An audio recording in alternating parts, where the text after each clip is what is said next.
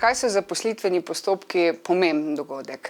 V zaposlitvenih postopkih v bistvu si izbiramo partnerje, torej sodelavce, ki bodo na nek način pač pripomogli k mozaiku tega, kar na koncu prodamo kot proizvod ali neko storitev in so izjemno pomemben del verige, ki pravimo pač celotna veriga v organizaciji. Različni ljudje se znajdete v situacijah, ko seveda to ni vaša primarna naloga, se pa seveda v razgovorih najdejo tako tajnice, direktorji, kadroviki, tisti, ki imajo več ali pa manj znanja, seveda pa zaposlitveni razgovor zahteva določena znanja, veščine, tehnike, s pomočjo katerih seveda lahko te razgovore naredimo boljše. Zdaj, zakaj bi jih želeli narediti boljše? Predvsem zato, ker po eni strani ne izbira samo kandidat, oziroma ne izbiramo samo mi, izbira tudi kandidat.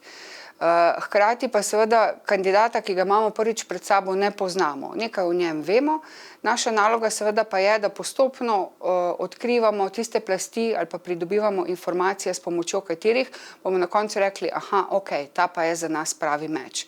Včasih jih težko najdemo, včasih so postopki daljši, pa vendarle vsakič znova, ko selekcijski postopek dobro izpeljemo, pravilno izpeljemo, potem tudi možnost izbire ni več tako težka.